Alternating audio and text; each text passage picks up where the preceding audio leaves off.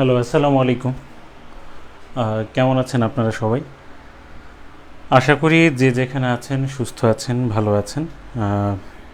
একটু সময় নিব আর কি। হ্যাঁ, আজকে একটা সাজেশনমূলক ক্লাস, মানে আসলে আহ, প্রকৃতপক্ষে আমি আসলে সাজেশনের পক্ষে না, কারণ আপনারা নিজেরাই বুঝতেছেন আসলে যে বিগত কোশ্চেনগুলো যদি অ্যানালাইসিস করে দেখেন আসলে সেটা হচ্ছে বিজ্ঞান ও প্রযুক্তি অংশ থেকে। তো এখন কিন্তু কোশ্চেনের প্যাটার্ন অনেকটাই চেঞ্জ হয়ে গিয়েছে, ঠিক না? তো সেই দিক থেকে আসলে সাজেশনের পক্ষপাতী না, কারণ এই জায়গায় বেসিক জিনিসগুলো আসলে পড়ে নিয়ে তারপর আস্তে আস্তে প্রশ্নের উত্তর করার দক্ষতা অর্জন করতে হয়। এটা একটা ধারাবাহিক প্রক্রিয়া। তারপরেও বেশ কয়েকজন আমার বিগত প্রাক্তন এবং বর্তমান অনেক শিক্ষার্থী আমাকে বলেছেন যেন একটা সাজেশনের ব্যবস্থা করে দিই, বা একটা গাইডলাইনমূলক ক্লাস আর কি, যে কোন টপিকগুলো আসলে একটু গুরুত্বপূর্ণ থাকে, ওই জিনিসগুলো একটু রিভিশন দিয়ে গেলে একটা কনফিডেন্ট পাওয়া যাবে। এইরকম আসলে মানে একটা জিনিসকে কেন্দ্র করে মানে আসলে মূলত ক্লাসের বিষয়টাকেই করা। তো আশা করি আপনারা সবাই ভালো আছেন। তা আমি একটু মানে আজকের যে লাইভটা এটা একটু শেয়ার করে দিচ্ছি, কেমন? এমনিতেই প্রচুর গরম আসলে, মানে আমি কথা সাউন্ড সব কিছু বোঝা যাচ্ছে কিনা একটু জানাবেন। ঠিক আছে, আমি একটু শেয়ার করে দিচ্ছি, আমাকে একটু সময় দেন, আমি একটু শেয়ার করে দিচ্ছি আর কি। ঠিক আছে, একটু সময় দেবেন আমাকে।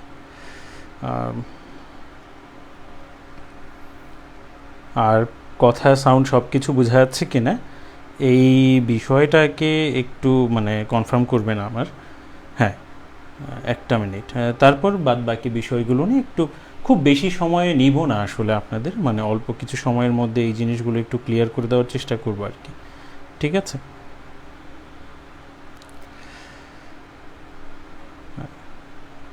একটু সময় দিবেন, আমি একটু শেয়ার করে দিচ্ছি।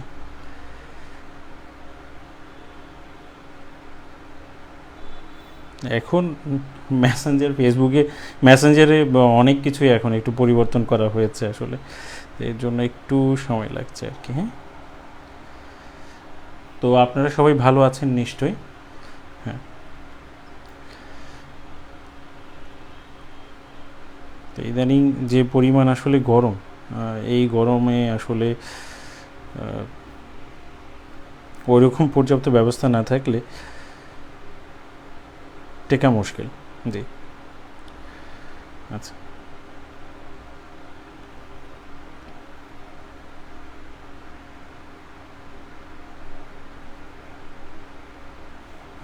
আমার অলমোস্ট হয়ে গিয়েছে। জি,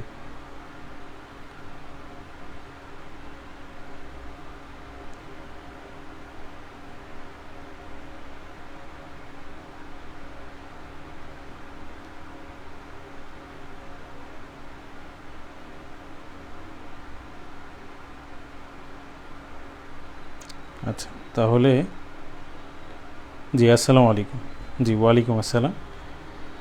আমরা এখন সাজেশনের বিষয়ে কথাবার্তা বলবো, একটু টুকটাক আলোচনা করব।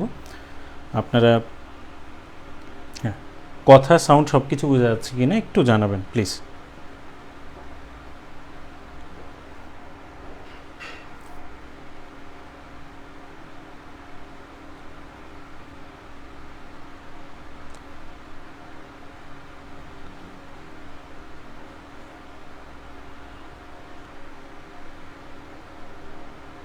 হ্যাঁ, সব কিছু একটু বোঝা যাচ্ছে কি না আমাকে একটু কাইন্ডলি শেয়ার করবেন, তাহলে আমি আসলে করতে পারবো আর কি।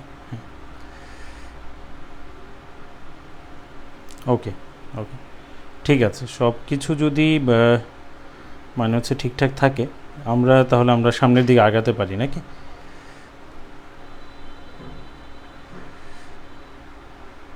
জি, ওয়ালাইকুম আসসালাম।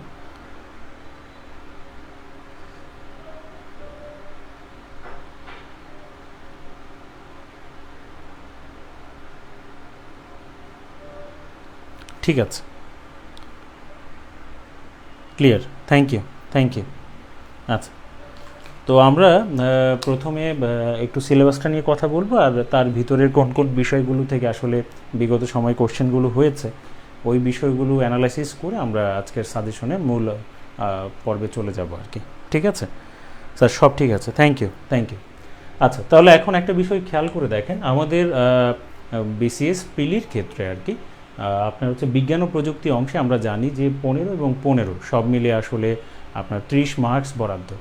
তো এই জায়গাটায় বিগত কোশ্চেনের ধরনগুলো যদি আমরা দেখি, বিশেষ করে যারা নন সায়েন্স ব্যাকগ্রাউন্ডের তাদের ক্ষেত্রে অনেক ক্ষেত্রে একটা ভীতির কারণ হয়ে থাকে যে তারা আসলে খুব বেশি মার্কস তুলতে পারে না। ইভেন যারা বিজ্ঞান ব্যাকগ্রাউন্ডের তাদের ক্ষেত্রেও কিন্তু মানে ফুল মার্কস তোলা সম্ভব হয় না, এটা কিন্তু আমরা কম বেশি সবাই জানি। এই কারণে একটা সেফ জোনে থাকা যায়, পড়ার চাপ একটু কমিয়ে মোস্ট ইম্পর্ট্যান্ট যে টপিকগুলো এবং বেসিকটাকে একটু ডেভেলপ করে কিছু নির্দিষ্ট টপিক পড়ে গেলে আমরা দেখা যেতে পারে যে এই জায়গা থেকে 8 বা 10 আমরা তুলে ফেলতে পারবো বিজ্ঞানের ক্ষেত্রে। ঠিক একই রকমভাবে কম্পিউটারের ক্ষেত্রে বা প্রযুক্তি অংশ যেটা, সেখানেও আমরা কিছু নির্দিষ্ট টপিক যদি পড়ে যাই তাহলে দেখা যায় যে 8 বা 9 বা 10-এর মতো আমরা কমন মানে তুলতে পারি আর কি, নাম্বার তুলতে পারি। একটু সেফ জোনে থাকা যায়, চাপ কম থাকে। তো চাপ কম রেখে যদি পড়াটা পড়া যায় তাহলে সেই দিক থেকে অবশ্যই আমাদের জন্য ভালো হবে। এবং ওই দিক থেকে যদি আমরা খেয়াল করি, ওভারঅল কিছু নির্দিষ্ট টপিক পড়ে গেলে আমরা মোটামুটিভাবে একটা কনফিডেন্ট গ্রো করতে পারি এবং সেই দিক থেকে 30-এর মধ্যে আমরা 20-এর কাছাকাছি, হ্যাঁ 20-এর কাছাকাছি, 30-এ ধর 30 সম্ভব না, 20-এর কাছাকাছি আমরা প্রশ্নের উত্তর করতে পারি আর কি। আচ্ছা, তো আমি সেই দিক থেকে একটু মানে আমরা প্রথমে বিজ্ঞান অংশটার দিকে একটু চলে যাই। বিজ্ঞান অংশের মানে হিউজ সিলেবাস, এখানে অনেক টপিক, ঠিক আছে, কিন্তু এত টপিকের মাঝে কি পড়বো কি পড়বো না সেই বিষয়গুলো যদি এখন করি আর কি। আচ্ছা, ওয়ালাইকুম আসসালাম। জি, তো এখন এই জায়গাটার মধ্যে একটু খেয়াল করবেন, আমরা জানি যে সব মিলিয়ে যে বিজ্ঞান যে অংশটা, এই বিজ্ঞান অংশের 3টা অংশে বিভক্ত। একটা হচ্ছে ভৌত বিজ্ঞান অংশ, একটা হচ্ছে জীববিজ্ঞান অংশ এবং আরেকটা হচ্ছে কি আপনার আধুনিক বিজ্ঞান অংশ।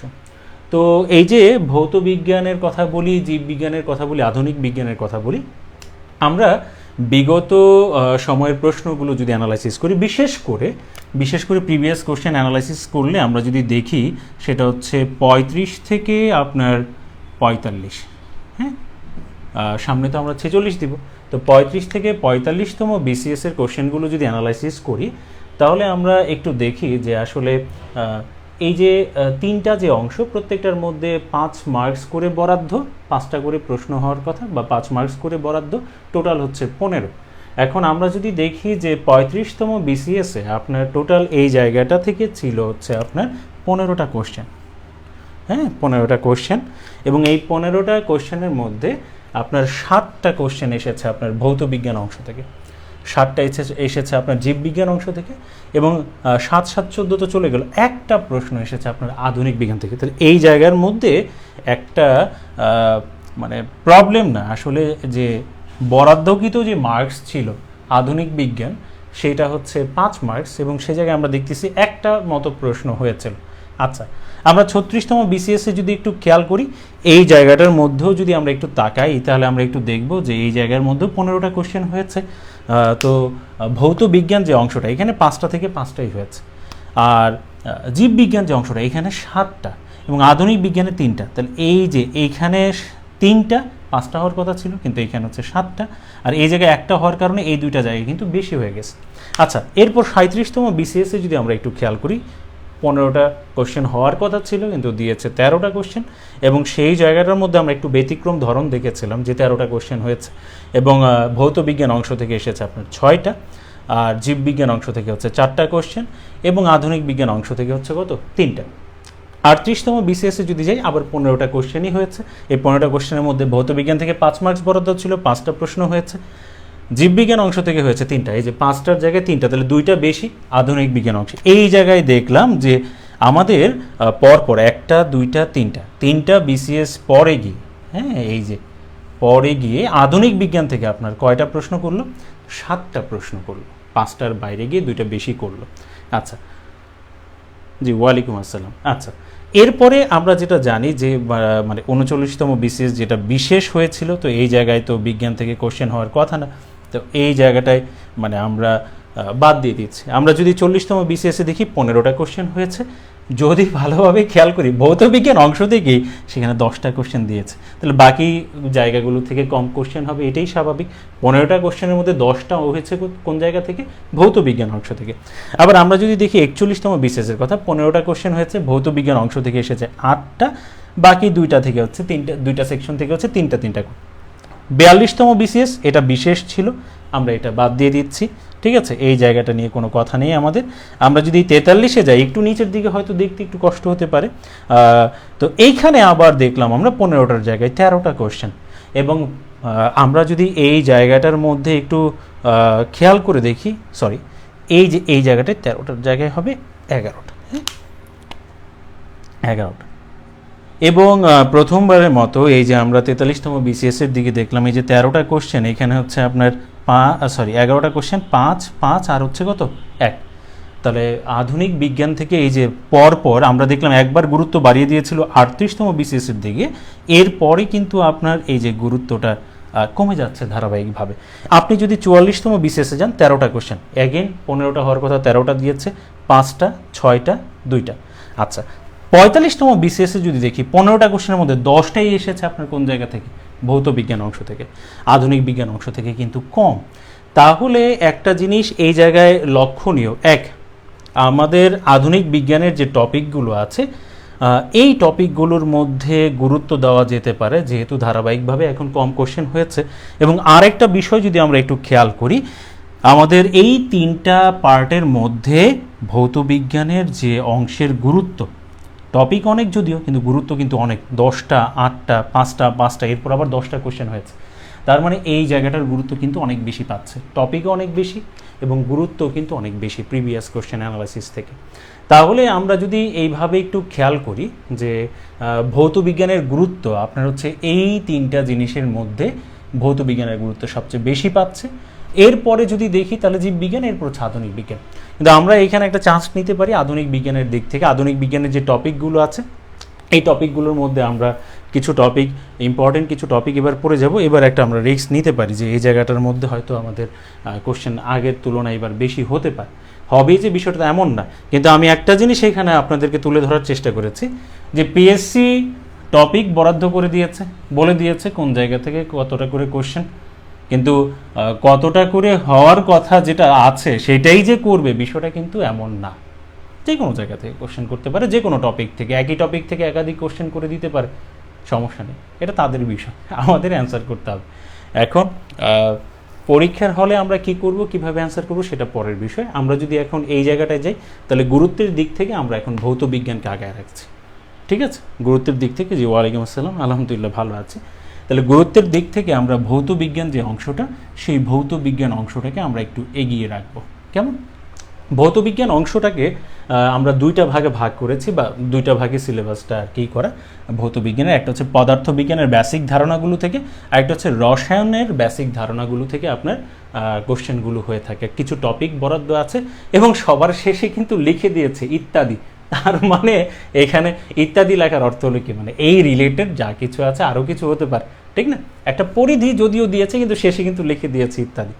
যাই হোক, এখন এই জায়গায় আমি 2টা অংশে ভাগ করেছি। পদার্থ এবং রসায়নের মোস্ট ইম্পর্টেন্ট টপিকগুলোকে আমি এক জায়গায় রেখেছি, আর একেবারেই লেস ইম্পর্টেন্ট, লাস্ট 5-6টা বিসিএসে কোনো কোশ্চেনই হয়নি এমন কিছু টপিককে আমি আলাদা করেছি, আর 2-1টা প্রশ্ন হয়েছে, এইভাবে আলাদা করেছি আর কি। তবে মোস্ট ইম্পর্টেন্ট টপিকটাই আসলে এবারের জন্য আমরা একটু ভালোভাবে দেখে যাব যখন রিভিশন দিব। ওই যে রিভিশন যে আমরা দিচ্ছি ধারাবাহিকভাবে, ডাইজেস্ট থেকে হোক, মৌলিক বইগুলো থেকে হোক, ঠিক আছে, এই টপিকগুলোতে আমরা একটু বেশি গুরুত্ব দিব। আমরা প্রতিবারই আমাদের মোস্ট ইম্পর্টেন্ট টপিকের তালিকায় থাকে কিন্তু হচ্ছে আপনার এই যে আলো নামক যে টপিকটা। তবে আলোর যে লাস্ট আমরা 5 বা 6টা বিসিএসে যদি দেখি, রেগুলার একটু ইরেগুলার হয়ে গিয়েছিল। এর আগে রেগুলারলি কোশ্চেন হয়তো 2টা বা 3টা কোশ্চেন হয়েছে। আমরা এরপরে যদি দেখি যে বিদ্যুৎ নামক যে টপিকটা, হ্যাঁ, বিদ্যুৎ নামক যে টপিকটা, বিশেষ করে এখানে যে জিনিসগুলো আছে আসলে, যেমন হচ্ছে আপনার সার্কিট থেকে আমরা দেখেছি পরপর 2বার কোশ্চেন করেছে, ঠিক আছে? এসি-ডিসি যে বিদ্যুতের ধরন, স্থির তড়িৎ চলতড়িতের যে বিষয়টা, হ্যাঁ, ট্রান্সফরমার, তো তারপর হচ্ছে বৈদ্যুতিক বাল্ব, হ্যাঁ বৈদ্যুতিক বাল্ব রিলেটেড অঙ্কও কিন্তু আমরা হতে দেখেছি। তো আমরা দেখেছি যে 40 থেকে 44 পর্যন্ত টানা আপনার কিন্তু কোশ্চেন এসেছে এই জায়গা থেকে, মোস্ট ইম্পর্টেন্ট একটা টপিক। আচ্ছা, চুম্বক রেগুলারলি আমরা প্রশ্ন হতে দেখেছি, বিশেষ করে 41 থেকে 45তম যে বিসিএস, সেখানে আমরা দেখেছি যে 4টা প্রশ্ন হয়েছে, হ্যাঁ এই 5টা বিসিএসের মধ্যে 4টা কোশ্চেন হয়েছে, তার মানে একটা রেগুলার টপিক। আচ্ছা, আমরা যদি একটু দেখি যে ধাতু অধাতুর মধ্যে ধাতু অধাতুর যে ব্যবহার, রসায়নের টপিকটা থেকে ধাতু অধাতুর ব্যবহার, আকরিক, সংকর, রাসায়নিক সংকেত এবং কিছু যৌগের নাম, এই কয়েকটা জিনিস থেকে আপনার টোটাল 7টা কোশ্চেন হয়েছে রিসেন্ট। লাস্ট আমরা যদি দেখি যে লাস্ট 5-6টা বিসিএসে 7টা কোশ্চেন আমরা হতে দেখেছি। এই টপিকটা আমাদের জন্য গুরুত্বপূর্ণ। পরমাণুর গঠন থেকে প্রায় প্রতিবারই কোশ্চেন হয়, ওই দিক থেকে এই টপিকটা আমাদের জন্য গুরুত্বপূর্ণ। রসায়ন, যেটা হচ্ছে ভৌত বিজ্ঞানের অংশ হিসেবে, অ্যাসিড, ক্ষার, লবণ, জারণ, বিজারণ, রসায়নের যে বেসিক ধারণাগুলো আছে তার মধ্যে এই টপিকটা একটা অন্যতম গুরুত্বপূর্ণ টপিক।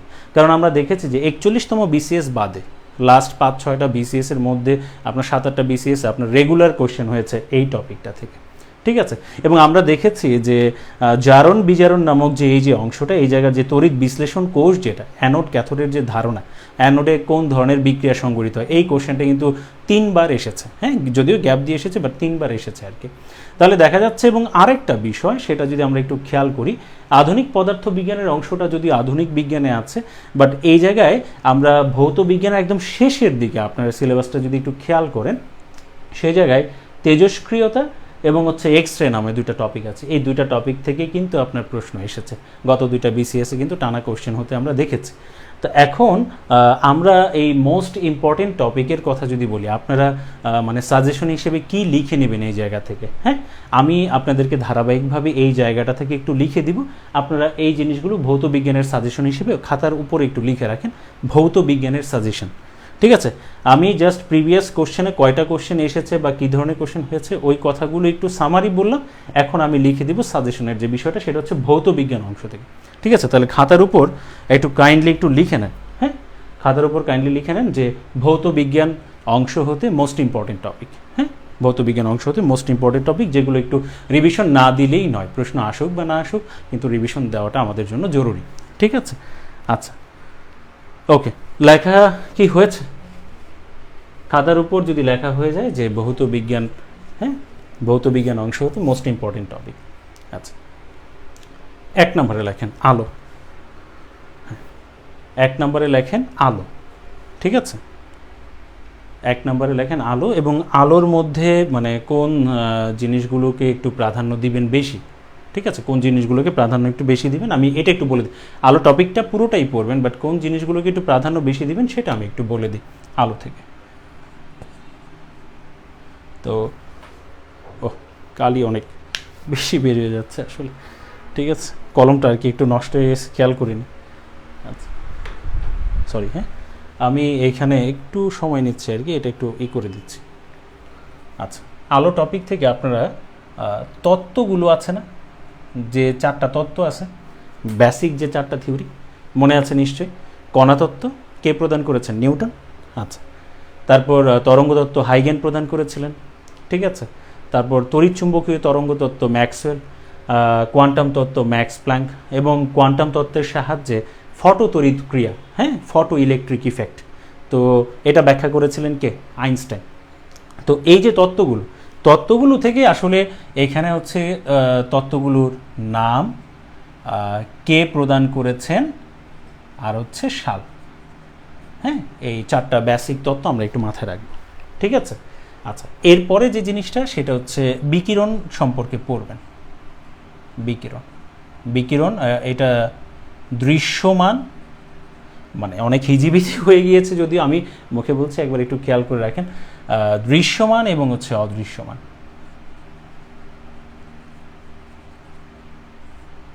কি পড়বেন? বিকিরণের দৃশ্যমান অদৃশ্যমান। দৃশ্যমান বলতে যেটা বোঝায় সেটা হচ্ছে আলো, এবং ওইটাকে বিশ্লেষণ করলে আমরা বেনি আসহ কলা, যে বেগুনি, নীল, আসমানি, সবুজ, হলুদ, কমলা, লাল, ঠিক আছে, এই যে 7টা ধরন পাই, হ্যাঁ দৃশ্যমান আলোক বর্ণে। আর অদৃশ্যমানের মধ্যে যেগুলো রয়েছে আপনার, যেমন হচ্ছে আপনার আলট্রাভায়োলেট, আইআর, ইনফ্রারেড রে, বেতার, ঠিক আছে, এক্স রে, গামা। তো এখান থেকে এগুলোর যে জিনিসটা গুরুত্ব পাবে সেটা আমি একটু বলছি, সেটা হচ্ছে তরঙ্গ দৈর্ঘ্যের যে সীমাটা, ঠিক আছে, তরঙ্গ দৈর্ঘ্যের যে সীমাটা এই জিনিসটা পড়বেন এবং হচ্ছে ব্যবহারটা পড়বেন। যেমন টেলিভিশনে কোন ধরনের তরঙ্গ ব্যবহৃত হচ্ছে, রেডিও ওয়েভের কথা আমরা বলছি, এটা কিন্তু এই যে লাস্ট বিসিএসে কিন্তু এসেছে কোশ্চেনটা।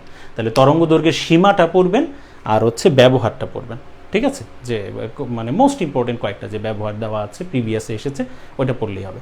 এই গেল আলো থেকে দুইটা জিনিস। হ্যাঁ, আর আলোর ঘটনাকে একটু প্রাধান্য দিবেন। ঘটনাকে প্রাধান্য দিবেন বলতে প্রতিসরণ আর হচ্ছে পূর্ণ অভ্যন্তরীণ প্রতিফলন, পূর্ণ অভ্যন্তরীণ প্রতিফলন, এই দুইটার উদাহরণ পড়বেন। উদাহরণ, হ্যাঁ, এই দুইটার উদাহরণ পড়বেন। প্রতিসরণ, পূর্ণ অভ্যন্তরীণ প্রতিফলন কি পড়বেন? উদাহরণ পড়বেন। এবং পূর্ণ অভ্যন্তরীণ প্রতিফলন পড়ার সময় যে মোস্ট ইম্পর্টেন্ট উদাহরণটা আমরা পাই মরীচিকা, হ্যাঁ, মানে তীব্র রোদের সময় রাজপথ ভেজা মনে হয়, স্যাঁতস্যাঁতে মনে হওয়া, ঠিক আছে। অপটিক্যাল ফাইবারের ব্যবহারটা এই জায়গা থেকে পড়বেন। যদিও কম্পিউটার টেকনোলজি পড়ার সময়, আইসিডি পড়ার সময় আপনার হচ্ছে আবার অপটিক্যাল ফাইবারের বিষয়টা আসবে, তারপর আমি এই জায়গায় একটু বলে দিলাম প্রতিসরণ, পূর্ণ অভ্যন্তরীণ প্রতিফলন, উদাহরণটা পড়বেন, ঠিক আছে। আচ্ছা, গুরুত্ব দিবেন। এবং যন্ত্রপাতির দিক থেকে আমি একটু মুছে দিচ্ছি এই জায়গাটায়, লেখা যদি হয়ে যায়, ঠিক আছে, লেখা যদি হয়ে যায়, আমরা আলো থেকে আরেকটা জিনিস পড়বেন, সেটা হচ্ছে দর্পণ আর হচ্ছে লেন্স, ঠিক আছে।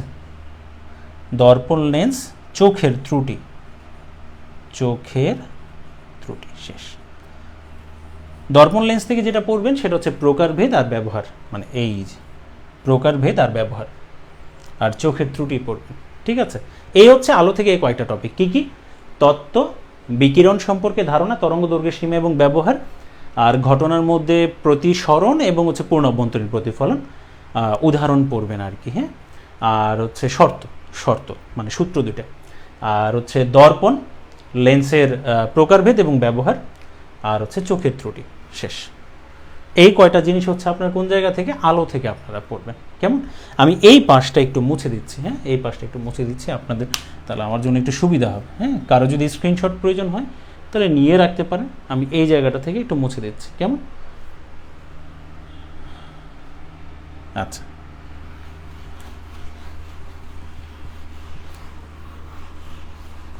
এবার আসেন আমরা মোস্ট ইম্পর্টেন্ট টপিকের মধ্যে আলোর বিষয়টা গেল, এরপর হচ্ছে বিদ্যুৎ, ঠিক আছে।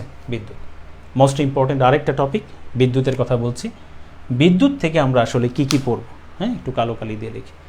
তো বিদ্যুৎ থেকে আমরা প্রাধান্য দিব সেটা হচ্ছে প্রবাহ, এসি ডিসি, ঠিক আছে, এটা একটু ভালো করে পড়বো আমরা। বিদ্যুৎ প্রবাহ, তারপর হচ্ছে রোধ, বিভব,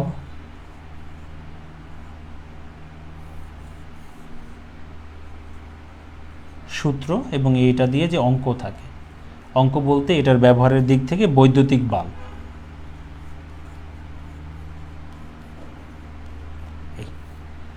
ঠিক আছে। এই কয়টা জিনিসকে আমরা একটু প্রাধান্য বেশি দিয়ে আমরা একটু পড়ব, ঠিক আছে। প্রবাহ, এসিডিসি, রোধ, বিভব, এই রিলেটেড সূত্র অঙ্ক, ঠিক আছে। আর হচ্ছে এদের সম্পর্ক পড়া মানেই তো সূত্র পড়া, সম্পর্ক, এবং বৈদ্যুতিক বাল্ব। এবং বৈদ্যুতিক বাল্ব পড়তে গেলে এই সূত্রগুলোকে ব্যবহার করে বৈদ্যুতিক বাল্ব রিলেটেড আমরা অঙ্ক করতে পারি। এবং অনেক সময় একটা কথা লেখা থাকে যে বৈদ্যুতিক বাল্বের ভিতরে যে 220 ভোল্ট 60 ওয়াট লেখা থাকে, এর অর্থটা কী, ঠিক আছে। এখান থেকে এরকম কিছু ডেটা দেওয়া থাকলে আমরা অঙ্ক করতে পারি। এই রিলেটেড কোশ্চেনগুলো আমরা একটু সলভ করব বিদ্যুৎ থেকে, ঠিক আছে। বিদ্যুৎ থেকে এই জিনিসগুলোকে আমরা একটু প্রাধান্য বেশি দিব। এবং বিদ্যুৎ পড়ার সময় ইলেকট্রিক্যাল যে ডিভাইস, হ্যাঁ, ইলেকট্রিক্যাল যে ডিভাইস, এই ডিভাইসের মধ্যে 3টা জিনিস আপনারা একটু রিডিং পড়ে যাবেন। যেমন একটা হচ্ছে বৈদ্যুতিক মোটর। বৈদ্যুতিক মোটর কি করে? বিদ্যুৎকে ব্যবহার করে যান্ত্রিক শক্তিতে রূপান্তর করে। জেনারেটর বা ডায়নামো, জেনারেটর যন্ত্রপাতির মধ্যে। তাহলে মোটর, জেনারেটর হচ্ছে তার বিপরীত কাজ করে, সে যান্ত্রিক শক্তি কে কনভার্ট করে হচ্ছে বিদ্যুৎ শক্তিতে, ঠিক আছে। আর আরেকটা হচ্ছে ট্রান্সফরমার। তবে ট্রান্সফরমারটা আমি বলবো লেস ইম্পর্টেন্ট এই কারণেই কারণ হচ্ছে ট্রান্সফরমার থেকে লাস্ট 34-এ একদম 34তম বিসিএসে একদম ভিতর থেকে একটা কোশ্চেন করেছিল আর কি, ঠিক আছে। এরপর আর তেমন কোনো কোশ্চেন হয়নি। তো জাস্ট কোন ধরনের শক্তিতে রূপান্তর করে, ভোল্টেজকে কীরকম পরিবর্তন করতেছে, স্টেপ আপ স্টেপ ডাউন, ঠিক আছে, এই রিলেটেড জিনিসগুলো একটু দেখবেন। এটা হচ্ছে বিদ্যুৎ থেকে, ঠিক আছে। আচ্ছা, তো তাহলে একবার সামারি করে দিচ্ছি বিদ্যুতের ব্যাপারে। প্রবাহ পড়বেন এসি ডিসির বিষয়টা, রোধ বিভব এই রিলেটেড হচ্ছে সূত্র এবং অঙ্ক দেখবেন, ঠিক আছে, সম্পর্ক দেখবেন আসলে অ্যাকচুয়ালি। আর বৈদ্যুতিক বাল্ব রিলেটেড যে অঙ্ক আছে, তথ্য আছে, সেটা পড়বেন। আর যন্ত্রপাতির মধ্যে আরও 3টা অ্যাড করবেন, মোটর, জেনারেটর, ট্রান্সফরমার, ঠিক আছে। ওকে, তাহলে মুছে দিচ্ছি, হ্যাঁ মুছে দিচ্ছি। তো বিদ্যুতের বিষয়টা যদি আমরা শেষ করি, তাহলে এরপরে আমাদের যেটা থাকে সেটা হচ্ছে কি আপনার চুম্বক। চুম্বক থাকে। চুম্বকের বিগত কোশ্চেনগুলো অ্যানালাইসিস যদি করি, তাহলে জাস্ট একটা জিনিসই দেখবেন, সেটা হচ্ছে প্রকারভেদ আর হচ্ছে উদাহরণ, এইটুকুই দেখলে হবে আপাতত।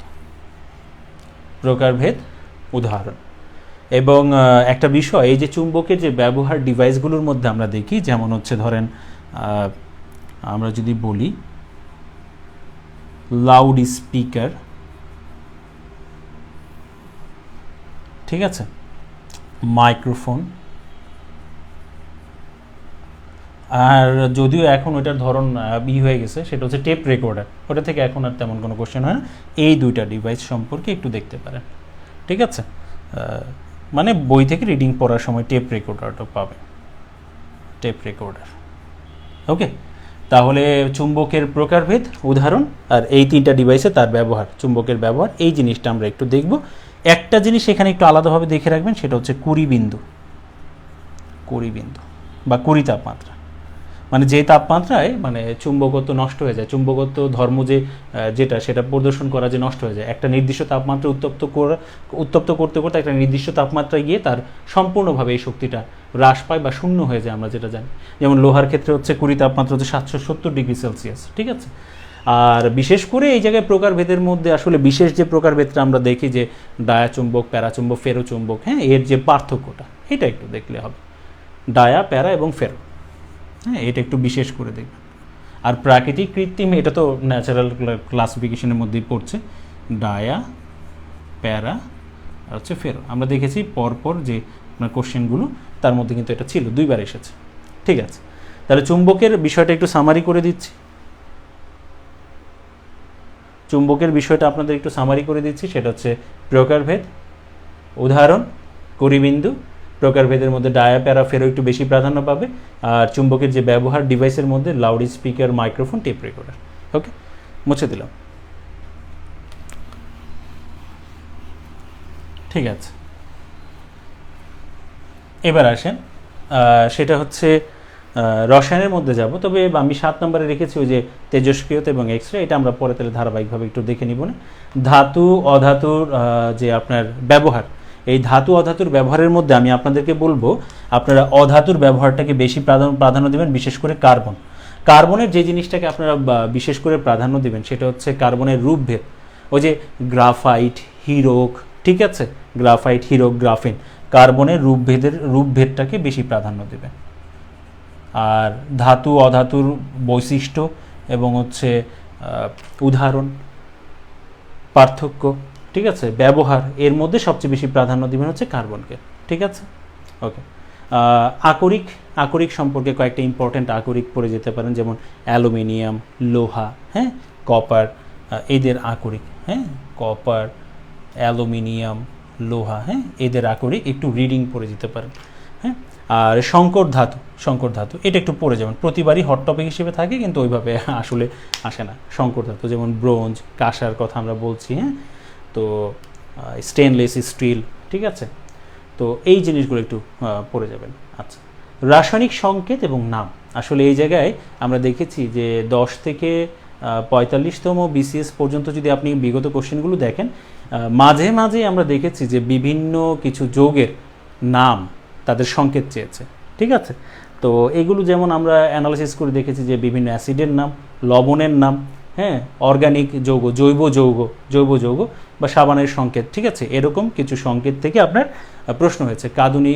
কাঁদুনে গ্যাস, ঠিক আছে।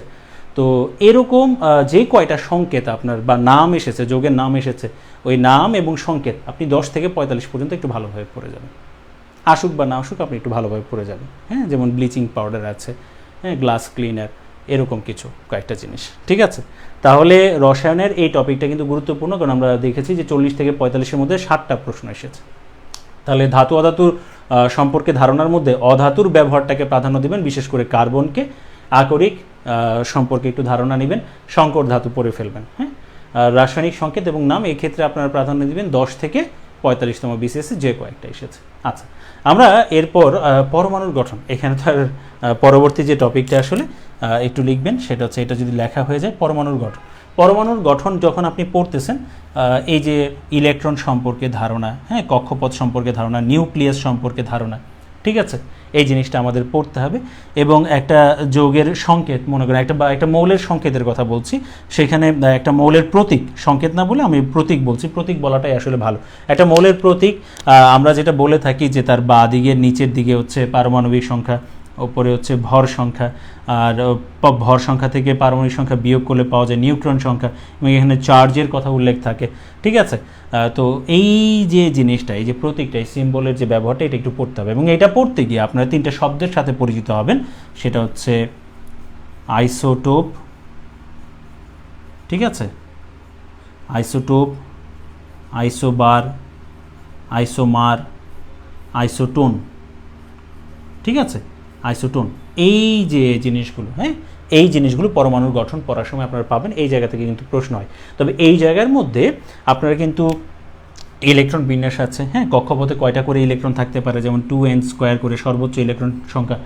তো এইখানে আইসোটোপের ব্যবহারটাকে একটু প্রাধান্য দেবেন, যেমন বিশেষ করে চিকিৎসা ক্ষেত্রে আইসোটোপের যে ব্যবহারটা, সেই ব্যবহারটাকে প্রাধান্য দেবেন।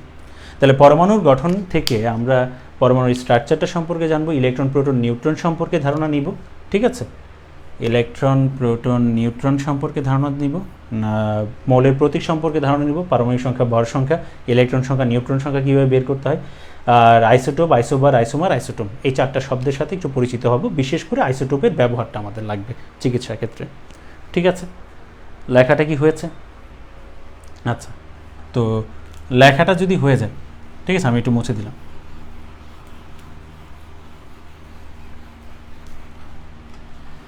আর এরপরে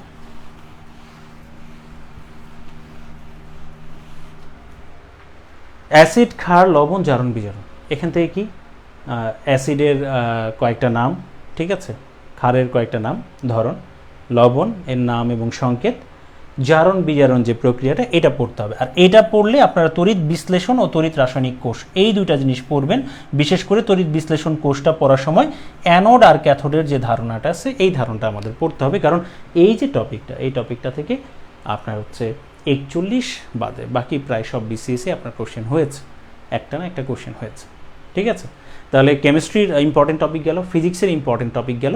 ফিজিক্সের মধ্যে আরেকটা অংশ রয়ে গিয়েছে, সেটা হচ্ছে এই যে লিখে রাখেন 7 নাম্বার সাজেশনের মধ্যে তেজস্ক্রিয়তা পড়ার সময় রেডিও অ্যাক্টিভিটি তো পড়বেন।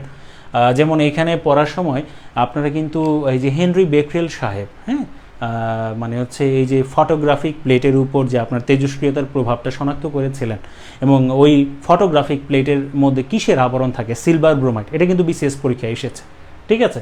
আলফা, বিটা, গামা, এটা আমাদের এখান থেকে পড়তে হবে, ঠিক আছে। Photographic plate, alpha, beta, gamma, ঠিক আছে। আর হচ্ছে এক্স রে ব্যবহার, ঠিক আছে। আর এক্স রে ছাড়াও আমাদের আলো পড়ার সময় তো গামা সম্পর্কে পড়তে হচ্ছে, এক্স রে পড়তে হচ্ছে, আলট্রাভায়োলেট পড়তে হচ্ছে, তার মানে ওইটা এখানে চলে যাচ্ছে, ঠিক আছে। কিন্তু আলাদাভাবে তারপর আমি উল্লেখ করে দিয়েছি, যেহেতু গত 2টা বিসিএসে টানা প্রশ্ন হয়েছে, ঠিক আছে। তাহলে এইগুলো হচ্ছে মোস্ট ইম্পর্টেন্ট টপিক এই জায়গা থেকে। এখন এই ভৌতবিজ্ঞান অংশে যেহেতু গুরুত্ব বেশি, 10টা, 8টা, 7টা প্রশ্ন হয়েছে, লাস্ট 5টা 6টা বিসিএস দেখলে তো 5টা হওয়ার কথা, সেখানে বেশি হয়েছে। তো এই জায়গায় আমি এটা একটু মুছে দিচ্ছি।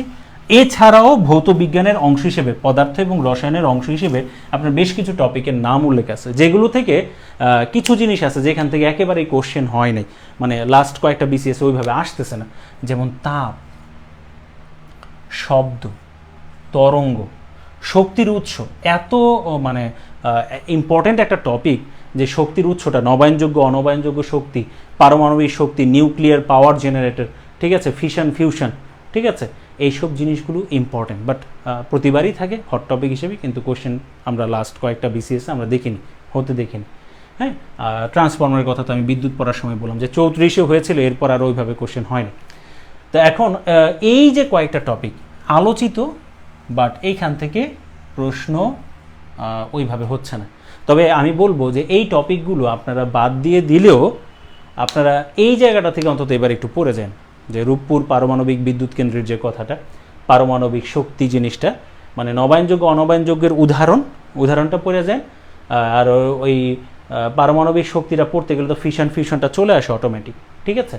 তো নিউক্লিয়ার পাওয়ার জেনারেটর, রূপপুর পারমাণবিক বিদ্যুৎ যেহেতু প্রকল্প আমাদের আছে, পারমাণবিক বিদ্যুৎ প্রকল্প আমরা হাতে নিয়েছি, বাস্তবায়ন করার চেষ্টা করছি। তো এই জায়গাটা যদিও আমাদের জন্য মানে দেখেছি যে লাস্ট কয়েকটা বিসিএস হয়নি, কিন্তু এবার আপনারা একটু পড়ে যান, একটু অন্তত একবার একটু রিডিং দিয়ে দেন।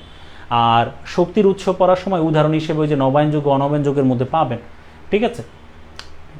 কয়লা, প্রাকৃতিক গ্যাস, কয়লা প্রাকৃতিক গ্যাস থেকে কিন্তু কোশ্চেন হয়েছে, প্রাকৃতিক গ্যাসের কাঁচামাল, এটা নিয়ে কিন্তু কোশ্চেন হয়েছে। তো যদিও অন্য একটা সাইড থেকে হয়েছে, বাট আমরা এটা বিজ্ঞানেই ধরছি। তাহলে কয়লা, প্রাকৃতিক গ্যাস, কয়লার প্রকারভেদ, প্রাকৃতিক গ্যাসের মানে গঠনটা, ঠিক আছে, প্রাকৃতিক গ্যাসের মধ্যে কার পার্সেন্টেজ কত করে থাকে, মিথেন, ইথেন, প্রোপেনের পার্সেন্টেজ কত করে থাকে বাংলাদেশের প্রেক্ষাপটে। আর হচ্ছে 3টা শব্দ পড়বেন আপনারা, একটা হচ্ছে এলপিজি, সিএনজি, এলএনজি। এই তিনটা জিনিস অবশ্যই একটু রিডিং দিয়ে যাবেন, এলপিজি, সিএনজি, এলএনজি, ঠিক আছে, ফুল ফর্ম, ঠিক আছে, এবং কি বা কাকে বলে বা জিনিসটা কি, ঠিক আছে। এই কয়েকটা জিনিস আপনারা এই জায়গা থেকে মানে ইম্পর্টেন্ট না এই কারণে বলতেছি, কারণ প্রিভিয়াস কোশ্চেনগুলোতে মানে লাস্ট 5-6টা বিসিএসে ওইভাবে কোশ্চেন হয়নি এই কারণে, বাট আলোচিত কিন্তু কোশ্চেন হয়নি, কিন্তু এর মধ্যে শক্তির উৎসটাকে প্রাধান্য দিচ্ছি। আচ্ছা, আর 2টা করে 4টা প্রশ্ন আমরা হতে দেখেছি, শাখা, জনক, যন্ত্রের ব্যবহার ও আবিষ্কারক থেকে। শাখা, জনক, যন্ত্রের ব্যবহার ও আবিষ্কারক থেকে আপনার এই যে বিজ্ঞানের বিভিন্ন ধরনের শাখা আছে, তাদের জনক আছে, যেমন এই যে আসলো মাইক্রোবায়োলজির জনক আসছে কিন্তু, ঠিক আছে, বা ধরেন ব্যাকটেরিয়ার আবিষ্কারকই আসলো, ঠিক আছে। তো যন্ত্রের ব্যবহার, হ্যাঁ, উড়োজাহাজের গতি মাপার যন্ত্রের নাম কি, ঠিক আছে, বায়ু চাপ নির্ণয় করার যন্ত্রের নাম কি, তাপমাত্রা পরিমাপ করার যন্ত্রের নাম কি, তাপ পরিমাপ করার যন্ত্রের নাম কি, কে আবিষ্কার করেছেন, এই যে এরকম কয়েকটা কোশ্চেন, ঠিক আছে। আর হচ্ছে মৌলিক রাশি, মৌলিক যে 7টা রাশি আছে, এই 7টা রাশি, ঠিক আছে। এই জায়গা থেকে আমরা দেখেছি যে 2টা করে 4টা প্রশ্ন হয়েছে। তো এই ছিল ওভারঅল টপিক। আমি মোস্ট ইম্পর্টেন্ট জায়গাটাকে একপাশে রাখলাম, ওইগুলোকে ভালোভাবে গুরুত্ব দিবেন, ভালোভাবে পড়ে যাবেন। আর এই জায়গাটা একেবারেই কম গুরুত্ব পাচ্ছে, তবে কম গুরুত্বের মধ্যে পারমাণবিক শক্তি এবং কিছু যন্ত্র এবং বিজ্ঞানের কিছু শাখা এবং তার জনক, আর 7টা মৌলিক রাশি মুখস্থ করে যাবেন, তাদের একক শেষ। আর কিছু কোনো টপিক এখানে দরকার নাই, কেমন? তাহলে ভৌত বিজ্ঞান যে অংশটা, এটা আপনাদের লেখা হয়েছে কিনা প্লিজ, এইটুকু লেখা হয়েছে কিনা। আমি মোস্ট ইম্পর্টেন্ট টপিকগুলোকে আলাদা করে দিয়েছি, আর ওভারঅল বাকি যে টপিকগুলো তার মধ্যে কোনটাকে একটু গুরুত্ব দিতে পারেন সেটা আমি একটু বলে দিলাম। এখন দেখেন, যারা নন সায়েন্স ব্যাকগ্রাউন্ডের, হ্যাঁ, তারা বেশি পড়ার দরকার নেই, মোস্ট ইম্পর্টেন্ট টপিকগুলো একটু ভালো করে পড়ে যান। যদি আপনার আয়ত্তের মধ্যে থাকে তাহলে আর একটু বাড়তি পড়লেন। আর যাদের পড়া পুরোপুরিভাবে শেষ, একটু বাড়তি কিছু দেখতে যাচ্ছেন, লাস্ট 2টা বিসিএস বা 3টা বিসিএস এর কোশ্চেন যদি দেখেন, আমরা দেখেছি যে এইচএসসির কেমিস্ট্রি বই থেকে কোশ্চেন করেছে, তো ভৌত বিজ্ঞানের রসায়ন অংশ হিসেবে। এই ক্ষেত্রে আমি একটু বলে দিই, ওই 3টা চ্যাপ্টারের নাম আমি আপনাদেরকে বলে দিচ্ছি এইচএসসি কেমিস্ট্রি বইয়ের। সেটা হচ্ছে ফার্স্ট পেপারের 5 নম্বর যে অধ্যায়, আর সেকেন্ড পেপারের 1 নম্বর এবং 5 নম্বর অধ্যায়। এটা হচ্ছে কর্মমুখী রসায়ন, অর্থনৈতিক রসায়ন, আর হচ্ছে পরিবেশ রসায়ন, এই নামে 3টা চ্যাপ্টার আছে। ওইখান থেকে, হ্যাঁ, সিলেবাসের সাথে মিল রেখে কিছু জিনিসের ব্যবহার ওইখান থেকে পড়ে নেবেন। ধাতু অধাতুর ব্যবহার, টিডিএস, সিওডি, বিওডি, ঠিক আছে, অ্যাসিড ক্ষারের যে ধারণার যে বিষয়টা, পরিবেশ রসায়নে আবার বায়ুমণ্ডল, ঘূর্ণিঝড়, ভূমিকম্প, এইসবগুলো জিনিসগুলো নিয়ে আলোচনা করছে। গ্যাসীয় সূত্রসমূহ, ঠিক আছে, গ্যাসীয় সূত্রসমূহ। তো এগুলো বাড়তি জিনিস, কেউ যদি মানে যারা সায়েন্স ব্যাকগ্রাউন্ডের, তারা যদি এক্সট্রা আর একটু চাপ নিতে চান, চাপ নিয়ে একটু পড়ে রাখতে চান, তাহলে পড়ে রাখতে পারেন। বাট এখন শেষ মুহূর্তের সময় পড়া না থাকলে নতুন করে পড়ার দরকার নাই। আমার তো 200-র মধ্যে 200 পেতে হবে না, কথা হচ্ছে এই জায়গায়। 200-র মধ্যে কি 200 পেতে হবে? 200-র মধ্যে 200 পেতে হবে না। 200-র মধ্যে আমি 130, 135 এনশিওর করতে পারলে আমার হইল, ঠিক না? তো আমি বলবো যে বেশি চাপ নেওয়ার দরকার নেই, কারণ আমাদের টার্গেট হচ্ছে 8 থেকে 10, তাহলে এক্সট্রা ওই টপিকগুলোকে প্রাধান্য না দেওয়াই ভালো। ঠিক আছে, আচ্ছা তাহলে ভৌত বিজ্ঞানের যে বিষয়টা, হ্যাঁ আমি একটু মুছে দিচ্ছি। তো যারা একটু বেশি পড়তে চান তাদের জন্য বললাম, যারা একটু কম পড়তে চান তাদের জন্য বললাম যে কোন কোন টপিকগুলো, মানে আমি দুইটা ব্যবস্থাই রেখে দিলাম। এখন যার যে দিক থেকে ভালো লাগে সে ওই দিক থেকে একটু পড়ে নিতে পারেন, কোনো সমস্যা নেই। আচ্ছা ঠিক আছে, এইটুকু কি লেখা হয়েছে কিনা প্লিজ আমাকে একটু জানান, কমেন্টসগুলো একটু দেখতে হবে। ঠিক আছে, ওকে। যে কয়েকজন আছেন বা যারা দেখছেন, হ্যাঁ লিখেছেন কিনা, হ্যাঁ লিখে নিয়েছেন কিনা বা হালকা তুলে নিয়েছেন কিনা, রাফ করে নিয়েছেন কিনা একটু জানাবেন। সব কিছু এখন পর্যন্ত ঠিকঠাক আছে কিনা, দেখা যাচ্ছে কিনা please.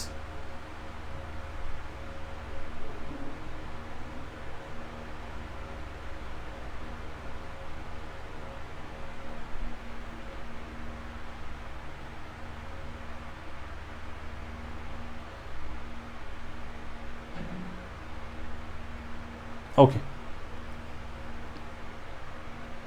Thank you, thank you. আচ্ছা তাহলে আমি এই জায়গাটা এখন বাদ দিয়ে দিলাম, মোস্ট ইম্পর্টেন্টের জায়গায় ছিল, কারণ লাস্ট কয়েকটা বিসিএসের প্রশ্ন অনেক বেশি হয়েছে, এই হিসেবে গুরুত্ব পেয়েছে। আমরা এখন এই জায়গাটার মধ্যে একটু যাব, আমাদের জীববিজ্ঞান যে অংশটা, জীববিজ্ঞান যে অংশটা, ঠিক আছে, জীববিজ্ঞান অংশটার মধ্যে আমরা টোটাল 3টা পার্ট করতে পারি, উদ্ভিদ, প্রাণী আর খাদ্য পুষ্টি। খাদ্য পুষ্টি তো উদ্ভিদের ক্ষেত্রে হয়, প্রাণীর ক্ষেত্রে হয়, ঠিক না?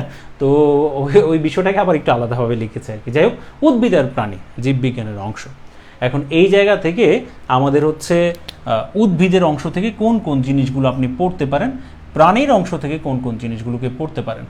তবে উদ্ভিদ আর প্রাণীর যে বিষয়টা, হ্যাঁ প্রাণীর কয়েকটা টপিক আছে যেখান থেকে আমরা দেখেছি যে প্রায় রেগুলার প্রশ্ন হচ্ছে, আর খাদ্য পুষ্টি থেকে তো প্রায় প্রতি বিসিএসে একটা করে প্রশ্ন থাকে।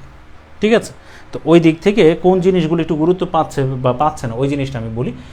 উদ্ভিদের থেকে লাস্ট কয়েকটা 5-6টা বিসিএসের মধ্যে আমরা দেখেছি সালোক সংশ্লেষণ থেকে প্রশ্ন করেছে, ওইভাবে তেমন কোনো কোশ্চেন হয়নি। তো উদ্ভিদ বিজ্ঞানের আমি মানে এই গুরুত্বের দিক থেকে মানে একেবারে বাদ না দিয়ে 2-একটা টপিক একটু পড়ে যেতে পারে। হ্যাঁ, এক, উদ্ভিদের পুষ্টি উপাদান। উদ্ভিদের পুষ্টি উপাদান এইখানে ছোটোবেলায় আপনারা পড়েছেন, আমি তারপর একটু বলে দিচ্ছি।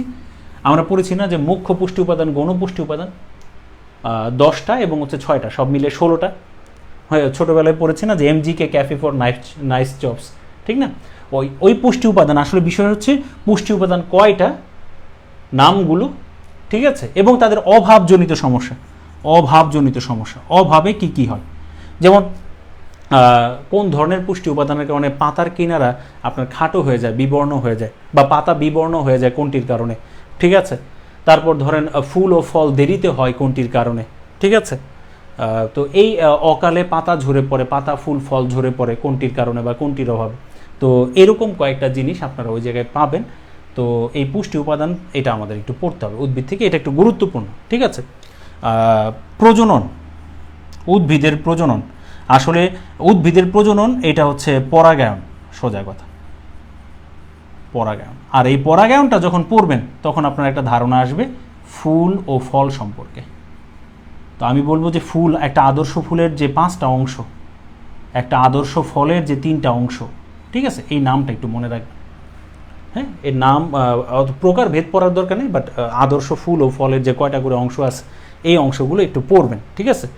আর পরাগায়নের সাথে রিলেটেড পড়ার সময়, রিডিং পড়ার সময় পাবেন মূল, কাণ্ড, পাতা, এদের যে বংশ বিস্তার এদের মাধ্যমে হতে পারে, ঠিক আছে। তো মূল আর কাণ্ড পড়ার সময় আপনারা যেটা, সেটা হচ্ছে রূপান্তরিত যে মূল কাণ্ড আছে না, রূপান্তরিত মূল আর রূপান্তরিত কাণ্ড, এটার এক্সাম্পলটা পড়বেন, ঠিক আছে, এক্সাম্পলটা,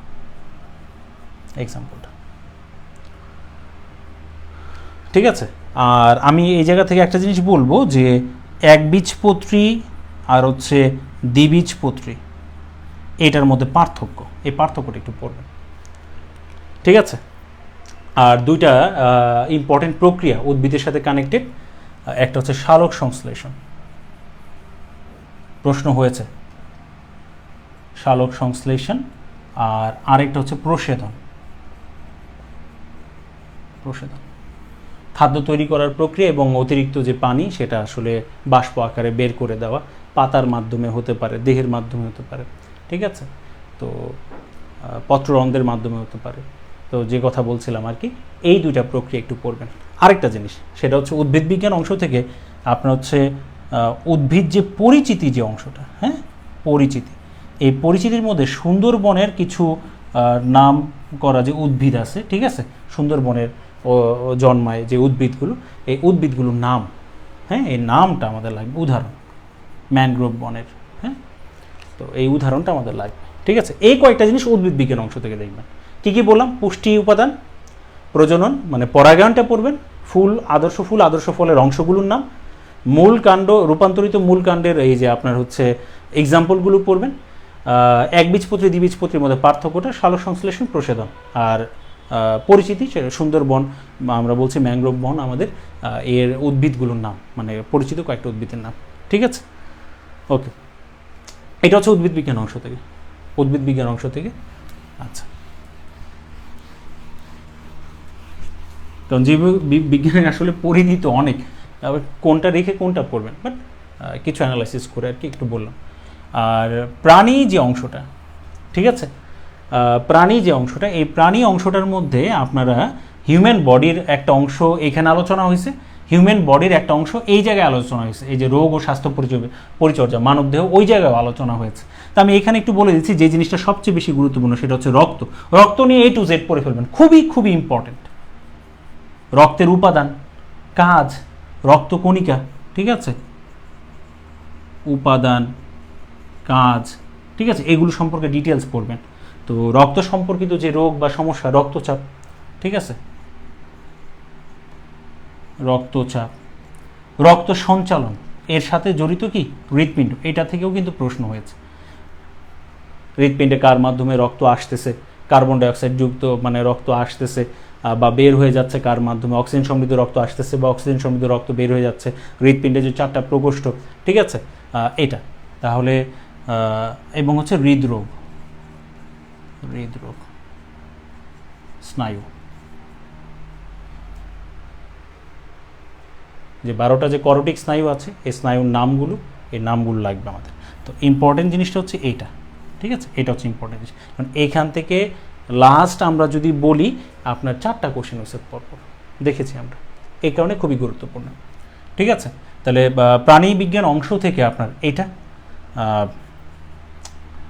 তারপর হচ্ছে এই যে আমরা যদি এর পরের যে অংশটা যদি একটু দেখি, মাইক্রোবায়োলজির যে অংশটা, অণুজীব বিজ্ঞানের অংশটা, যদিও অণুজীব বিজ্ঞানের জনককে এটা প্রশ্ন হয়ে গেছে, তো মাইক্রোবায়োলজির অংশ থেকে, মাইক্রোবায়োলজি সংক্ষেপে লিখছে MB, মাইক্রোবায়োলজি, এখান থেকে আপনারা পড়বেন ভাইরাস, ব্যাকটেরিয়া সম্পর্কিত ধারণা, হ্যাঁ, ভাইরাস ব্যাকটেরিয়া সম্পর্কিত ধারণা, মাইক্রোবায়োলজি। আর জেনেটিক্সের অধীনে যে অংশটা, প্রাণীবিজ্ঞানের জেনেটিক্স, তো জেনেটিক্সের অধীনে যে অংশটা, এইখান থেকে আপনারা পড়বেন হচ্ছে DNA, RNA, আচ্ছা, ক্রোমোজোম, প্রশ্ন কিন্তু হয়েছে ক্রোমোজোম। প্রাণীবিজ্ঞান অংশ থেকে এইটুকুই, ঠিক আছে, প্রাণীবিজ্ঞান অংশ থেকে এই কয়েকটা জিনিসই আপনারা দেখবেন, ঠিক আছে। তো লেখা যদি হয়ে যায়, যে আমি তাহলে একবার একটু সামারি করে দিচ্ছি, প্রাণীবিজ্ঞান অংশ থেকে রক্তের উপাদান, কাজ, A to Z, রক্তের গ্রুপ, ঠিক আছে, ব্লাড গ্রুপ, ইত্যাদি জিনিসগুলো পড়ে ফেলবেন, রক্তচাপ, হৃৎপিণ্ড, হৃদরোগ, আর হচ্ছে স্নায়ু। আর মাইক্রোবায়োলজি, অণুজীব বিজ্ঞান অংশ থেকে ভাইরাস ব্যাকটেরিয়া সম্পর্কে ধারণা নেবেন, আর জেনেটিক্স থেকে আপনারা ধারণা নেবেন হচ্ছে DNA, RNA এবং হচ্ছে ক্রোমোজোম সম্পর্কে, শেষ।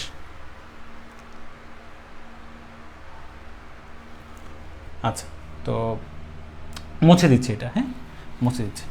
এবার একটু এক্সট্রাভাবে একটু বলবো যে হালকা করে এই দুইটার কমন একটা জিনিস আছে, উদ্ভিদ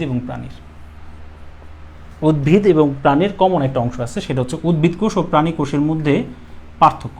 এই পার্থক্যটা একটু দেখবেন, উদ্ভিদ কোষ ও প্রাণী কোষের মধ্যে পার্থক্যটা দেখবেন, ঠিক আছে। দ্বিপদ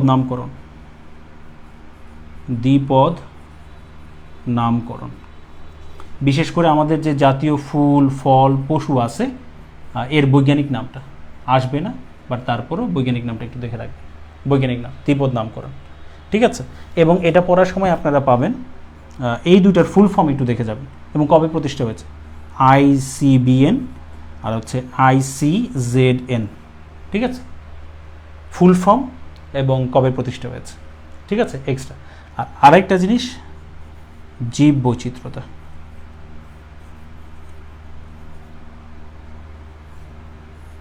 জীব বৈচিত্র্যতা, ঠিক আছে। এই কয়টা জিনিস আপনারা হচ্ছে কমন, এই দুইটার মাঝে কমন, এটা একটু দেখবেন। কি কি কোষের মধ্যে, উদ্ভিদ কোষ প্রাণী কোষের মধ্যে পার্থক্য, দ্বিপদ নামকরণ, ক্যারোলাস লিনিয়াস জড়িত ছিলেন। আর এই যে জাতীয় যে বিষয়গুলো আছে, উদ্ভিদ মানে জাতীয় উদ্ভিদ, পশু, ঠিক আছে, জাতীয় ফল, জাতীয় পাখি, তার বৈজ্ঞানিক নাম, ঠিক আছে, সম্ভব হলে পড়ে যাবেন।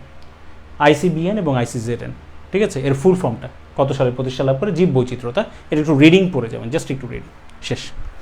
তাহলে জীববিজ্ঞানের এই যে অংশটা, ঠিক আছে, এই অংশটা থেকে আপনারা কী কী পড়বেন সেটা আমি একটু বলে দিলাম। এবার আসেন জীববিজ্ঞানেরই মানে অংশের মধ্যে অন্তর্ভুক্ত, সেটা হচ্ছে কি খাদ্য পুষ্টি। খুব ইজি একটা টপিক, বাট প্রতিবার প্রশ্ন হয়।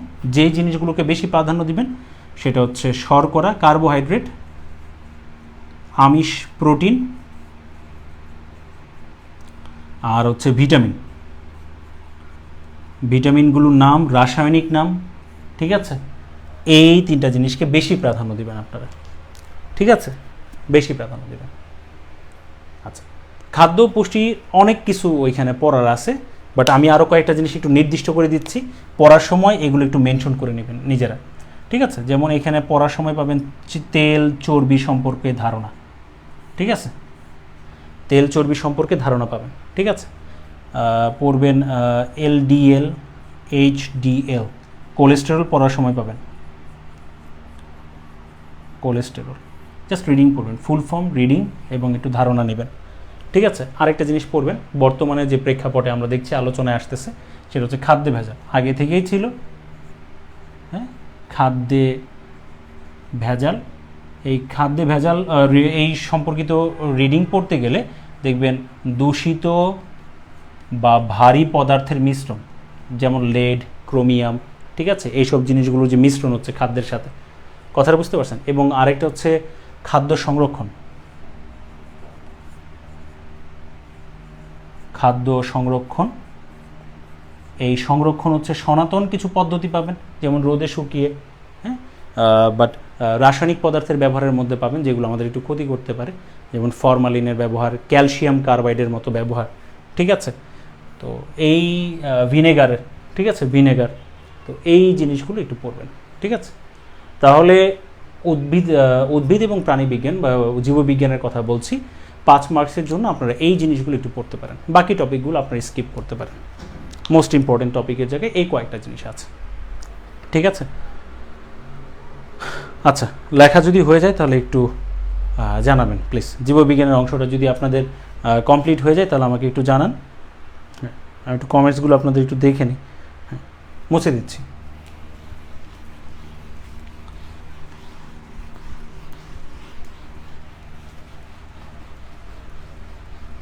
সাজেশন কিন্তু কোনো সমাধান না, বাট হাইলাইটেড ইম্পর্টেন্ট টপিকের কথা যদি বলেন তাহলে ওইভাবে এই জিনিসগুলো একটু দেখে যেতে পারেন, ঠিক আছে। তোলা হয়ে গেলে আমরা লাস্ট যে অংশটা এই জায়গার, ঠিক আছে, ওই জিনিসগুলো একটু কথা বলে দিই।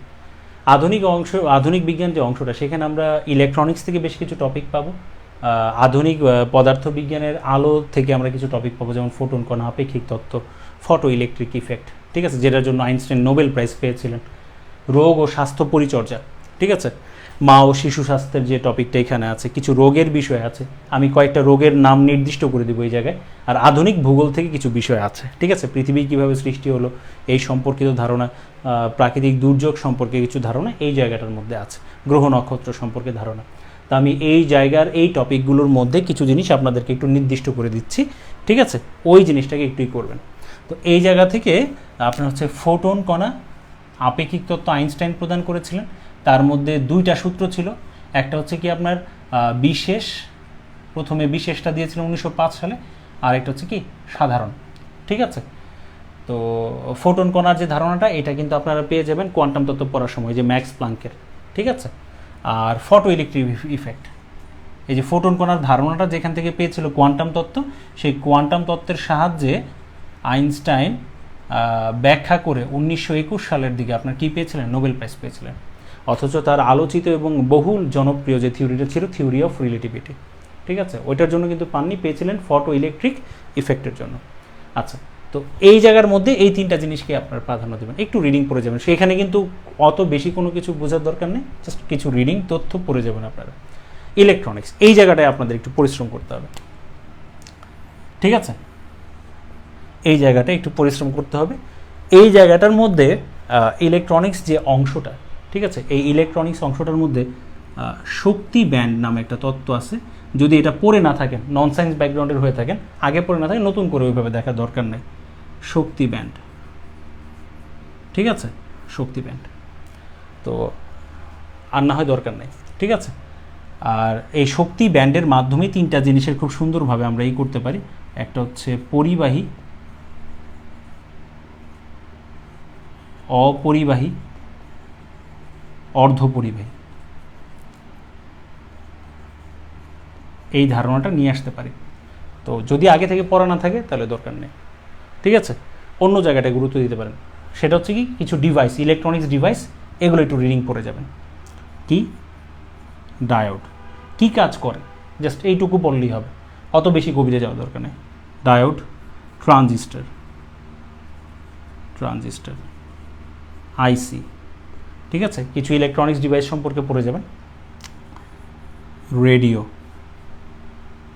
রঙিন টিভি, হ্যাঁ, রঙিন টিভি রিডিং পড়বেন, জাস্ট মাধ্যমিকের বইটা থেকে, ওইখানেও আছে, আর যে কোনো একটা জবের বই থেকেও আপনারা কিন্তু পেয়ে যাবেন, হ্যাঁ, ধারণা। এসি, ফ্রিজ,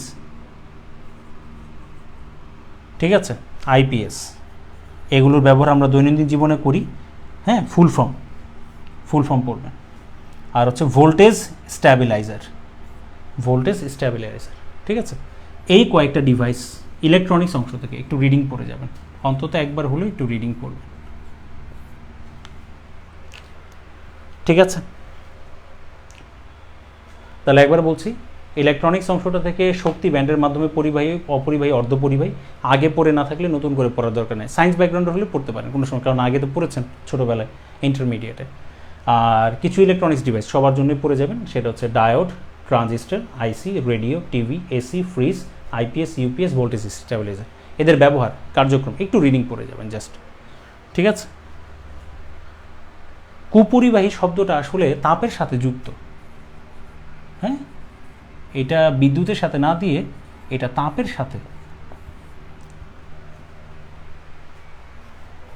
তাপ ওইভাবে পরিবহন করে না, তাদেরকে আমরা কুপরিবাহী বলি। তো কু শব্দটা আপনারা ব্যবহার করতে পারেন এটা তাপের ক্ষেত্রে, হ্যাঁ, বিদ্যুতের ক্ষেত্রে আসলে এটা ব্যবহার না করাই ভালো। ওকে, হ্যাঁ, বিজয়, ওকে, একটু মুছে দিচ্ছি।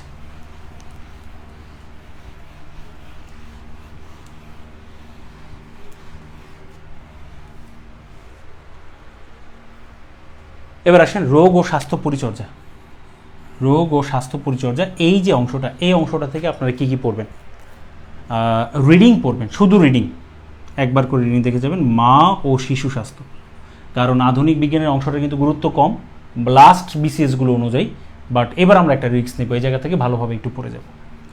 মা ও শিশু স্বাস্থ্য, ঠিক আছে, মা ও শিশু স্বাস্থ্য, এখানে পড়ার সময় পরিচর্যা এবং হচ্ছে টিকা, পরিচর্যা এবং হচ্ছে টিকা, ব্যাস এইটুকু পড়বেন এই জায়গা থেকে, ঠিক আছে। আর কিছু রোগ আমি একটু নির্দিষ্ট করে দিচ্ছি, হ্যাঁ, এই রোগগুলো আপনারা একটু ভালোভাবে পড়বেন, যেমন হচ্ছে এইডস, এইচআইভি ভাইরাস, ঠিক আছে। আচ্ছা, পড়বেন হচ্ছে টিবি, টিউবারকিউলোসিস, টিউবারকিউলোসিস, পোলিও, ঠিক আছে, হেপাটাইটিস, হেপাটাইটিস, হেপাটাইটিস, ঠিক আছে, ডায়াবেটিস।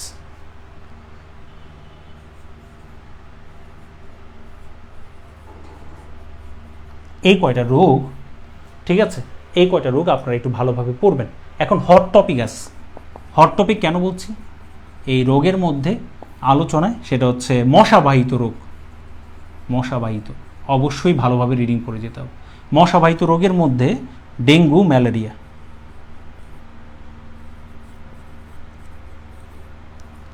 কারণ, লক্ষণ, প্রতিকার। কোন মশার কারণে হচ্ছে এর নাম, ঠিক আছে, কারণ, লক্ষণ, প্রতিকার। এই কয়টা জিনিস এই জায়গা থেকে পড়ে যাবে। ওকে ওকে ওকে, মুছে দিলাম, ঠিক আছে। তাহলে মা ও শিশু স্বাস্থ্য, AIDS, tuberculosis, polio, hepatitis, diabetes, dengue, malaria, মশাবাহিত রোগ, ঠিক আছে। এই কয়টা জিনিস একটু পড়ে যাবে এই টপিকটা থেকে। আর এবার আসেন আধুনিক ভূগোল যে অংশটা, আধুনিক বিজ্ঞানের আধুনিক ভূগোল অংশটা।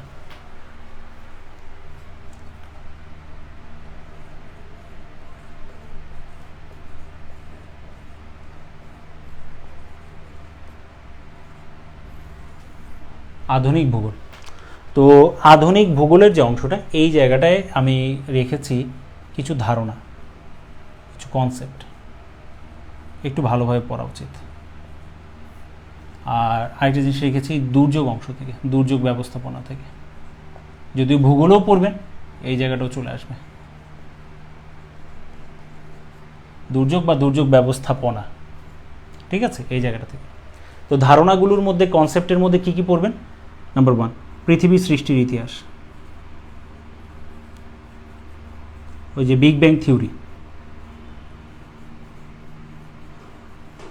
আচ্ছা, এই জায়গাটায় এক্সট্রা আপনারা হচ্ছে একটু পড়বেন, যদিও মাঝে মাঝে কোশ্চেন করে, ঠিক আছে। একবার রিডিং দিয়ে যাবেন, সেটা হচ্ছে সৌরজগৎ। সৌরজগৎ মানে গ্রহ নক্ষত্র ধারণা।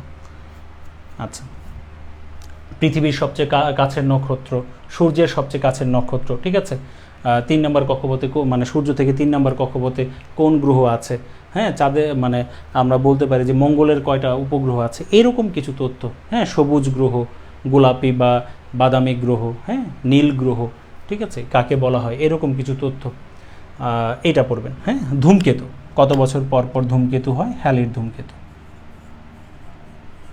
ধূমকেতু, তাহলে সৌরজগৎ, ধূমকেতু, ঠিক আছে। মহাকাশে বিভিন্ন সময়ে কিছু নভোযান পাঠানো হয়েছে, অভিযান পরিচালনা করা হয়েছে, ঠিক আছে, নভোযান, অভিযান। তো এটা একটু নামগুলো পড়বেন, কোন নভোযান পাঠাচ্ছে, কোন অভিযান চালানো হয়েছে, একদমই এক্সট্রা, চাইলে নাও পড়ে যেতে পারেন, ঠিক আছে, একদমই এক্সট্রা, ঠিক আছে। আর মহাকাশ গবেষণা সংস্থা, নাসা, এর ফুল ফর্ম, এবং হচ্ছে আপনার কোথায় অবস্থিত, কত সালে প্রতিষ্ঠা লাভ করে, এইটুকু। এটা হচ্ছে পৃথিবী মানে সৃষ্টির ইতিহাস, তার সাথে এক্সট্রা কয়েকটা জিনিস, ঠিক আছে। এই জায়গা থেকে মোস্ট ইম্পর্টেন্ট যে জায়গাটা না পড়লেই নয়, বায়ুমণ্ডল। বায়ুমণ্ডল ভালোভাবে পড়তে হবে। বায়ুমণ্ডল পড়ার সময় একটা জিনিস সম্পর্কে ধারণা পাবেন, সেটা হচ্ছে ওজোন স্তর। ওজোন স্তর কীভাবে মানে ক্ষয় হচ্ছে, ক্ষতি হচ্ছে এর, সিএফসি, এটা সম্পর্কে জানতে পারবেন। আচ্ছা, পড়তে হবে আপনার হচ্ছে গ্রিন হাউস ইফেক্ট বা গ্যাস, গ্রিন হাউস ইফেক্ট এবং হচ্ছে গ্যাস, দুইটাই পড়বে। তাহলে বায়ুমণ্ডল এর ধাপগুলো, স্তরগুলো পড়তে হবে, বিস্তৃতি কত, কোথায় কী ঘটতেছে সেটা। ওজোন স্তর ভালোভাবে পড়তে হবে, ওজোন স্তর কীভাবে ক্ষতি হচ্ছে, সিএফসির বিষয়টা, গ্রিন হাউস ইফেক্ট, আর হচ্ছে এখান থেকে ধারণাটা আরও আসবে গ্লোবাল ওয়ার্মিং। এটা পড়ার সময়ে এই যে বর্তমানে আলোচনায় আছে হিট ওয়েভ, ঠিক আছে। এই কয়েকটা জিনিস একটু দেখবেন। তাহলে পৃথিবী সৃষ্টির ইতিহাস, বায়ুমণ্ডল, তার সাথে কানেক্টেড এই কয়েকটা জিনিস। আরেকটা জিনিস পড়বেন আমি বলবো, সেটা হচ্ছে বায়ুমণ্ডল, পানি সম্পর্কিত ধারণা। কি সম্পর্কিত ধারণা? পানি সম্পর্কিত আপনার হচ্ছে কি ধারণা। তো পানি সম্পর্কিত ধারণা যদি পড়তে চান, পানির উৎস, ঠিক আছে, উৎস, বিশুদ্ধকরণ, সনাতন এবং রাসায়নিকভাবে। তো সেই জায়গাটায় কিছু মানদণ্ড পাবেন, ডিও, বিওডি, টিডিএস, সিওডি, এগুলো একটু পড়বেন। ঠিক আছে, বায়ুমণ্ডল, পানির উৎস, বিশুদ্ধকরণ আর এই মানদণ্ড। ঠিক আছে, কনসেপ্টের মধ্যে লাস্ট একটা জিনিস, সেটা হচ্ছে জোয়ার ভাটা। এই কয়েকটা জিনিস এই জায়গা থেকে পড়বেন, পৃথিবী সৃষ্টির ইতিহাস, বায়ুমণ্ডল, জোয়ার ভাটা, বায়ুমণ্ডল।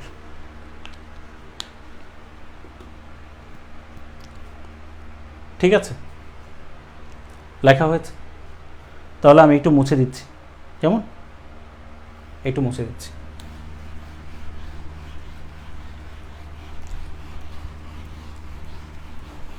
লাস্ট এই জায়গাটায় দুর্যোগ বা দুর্যোগ ব্যবস্থাপনার মধ্যে আপনারা কোন কোন জিনিসগুলোকে একটু অ্যাড করবেন। ঠিক আছে, দুইটা জিনিস ভালোভাবে পড়বেন, ভূমিকম্প, সাইক্লোন বা ঘূর্ণিঝড়। সাইক্লোনের প্রচলিত নাম বিভিন্ন অঞ্চলে বিভিন্ন ধরনের নামে পরিচিত না, যেমন আমাদের ভারতীয় উপমহাদেশে সাইক্লোন নামে পরিচিত। ঠিক আছে, অস্ট্রেলিয়াতে যেমন উইলি, ঠিক আছে, ধরেন ক্যারিবিয়ান দ্বীপপুঞ্জে হচ্ছে জোয়ান। ঠিক আছে, ইউএসএতে হচ্ছে হ্যারিকেন নামে পরিচিত। তারপর বিভিন্ন সময়ে বিভিন্ন সাইক্লোন সংঘটিত হয়েছে, এর মধ্যে সবচেয়ে ধ্বংসাত্মক কোন সময়ে ছিল, সবচেয়ে বেশি ক্ষয়ক্ষতি হয়েছে কোন সময়। ঠিক আছে, সাইক্লোন বা ঘূর্ণিঝড় কখন সৃষ্টি হয়, কেন সৃষ্টি হয়, সমুদ্রপৃষ্ঠের তাপমাত্রা কত থাকতে হয়, বাতাসের গতিবেগ কত হলে তা সাইক্লোন মানে ঘূর্ণিঝড় হিসেবে বিবেচিত হবে। ঠিক আছে, ভূমিকম্প পড়ার সময় অবশ্যই একটা জিনিস পাবেন, সেটা হচ্ছে টেকটনিক প্লেট সম্পর্কিত ধারণা। ঠিক আছে, টেকটনিক প্লেট কয়টা আছে, বাংলাদেশ নামক ভূখণ্ড কোন টেকটনিক প্লেটের উপর অবস্থান করছে, তাহলে ভূমিকম্প, টেকটনিক প্লেট, সাইক্লোন। হ্যাঁ, ভূমিকম্প, টেকটনিক প্লেট, সাইক্লোন। আর দুর্যোগ ব্যবস্থাপনা চক্রটা পড়বেন, চক্র পড়বেন, বিপদ সংকেত পড়বেন। যদিও ভূগোলে পড়বেন, তারপরেও এই জায়গায় একটু ওইটা এই জায়গায় অ্যাড করে নিলেন। ঠিক আছে, আর বাংলাদেশের তো একটা মহাকাশ গবেষণা সংস্থা আছে, তার নাম হচ্ছে স্পারসো। কোথায় অবস্থিত, কি করে, কোথায় আছে, কোন ইসের অধীনে। ঠিক আছে, আর এই জায়গা থেকে হট টপিক হিসেবে যেটা একটু আরেকটু দেখে রাখতে পারেন ঘূর্ণিঝড় বা এই প্রাকৃতিক দুর্যোগের সাথে, একটা হচ্ছে এল নিনো, লা নিনা। ঠিক আছে, এল নিনো, লা নিনা, এই জিনিসগুলো আপনারা একটু দেখতে পারেন। ক্লিয়ার? তো আমি মানে হচ্ছে কোন কোন টপিকটা থেকে কোন ধরনের মানে কয় ধরনের মানে কী ধরনের মানে কয়টা করে কোশ্চেন হয়েছে, কোন টপিকটা ইদানিং গুরুত্ব বেশি পাচ্ছে, কোনটা পাচ্ছে না। ঠিক আছে, একটু বেশি পড়তে চাইলে কোন কোন টপিকগুলো পড়বেন, একটু কম পড়তে চাইলে কোন কোন টপিকগুলো পড়বেন। ঠিক আছে, আর প্রতিটা টপিক ধরে বলে দিলাম যে ওই জায়গায় হাইলাইটেড যে টপিকগুলো আছে সেগুলো কোনগুলো পড়বেন, এটা আমি আপনাদেরকে একটু বলে দিলাম। ঠিক আছে, আচ্ছা তাহলে আমি একটু মুছে দিচ্ছি। হ্যাঁ, তাহলে দুর্যোগ ব্যবস্থাপনার অংশটা থেকে পড়বেন ভূমিকম্প, সাইক্লোন এবং হচ্ছে কি টেকটনিক প্লেট সম্পর্কিত ধারণা পড়বেন, চক্রটা পড়বেন, দুর্যোগ ব্যবস্থাপনা চক্র, বিপদ সংকেতটা পড়বেন, স্পার্শ সম্পর্কে একটু ধারণা নেবেন, এল নিনো এবং লা নিনা। ঠিক আছে,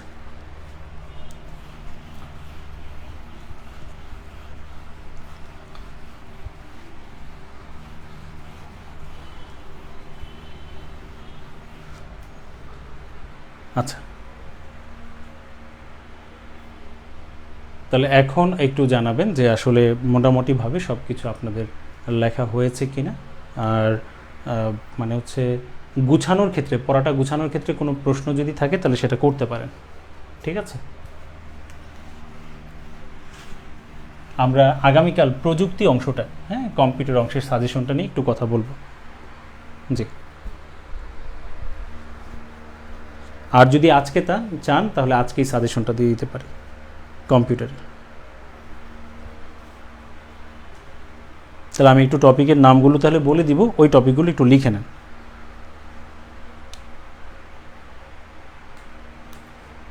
অথবা আপনাদের যদি সুবিধা হয় তাহলে আমি এই ভিডিওর কমেন্ট সেকশনে ওইটা পোস্ট করে দিতে পারি।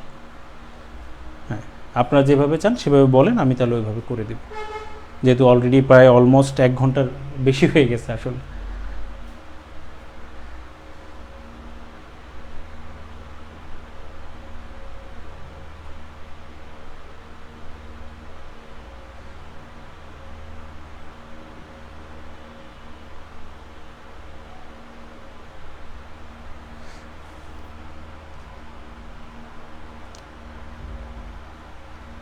জি, একটু দ্রুত বলবেন।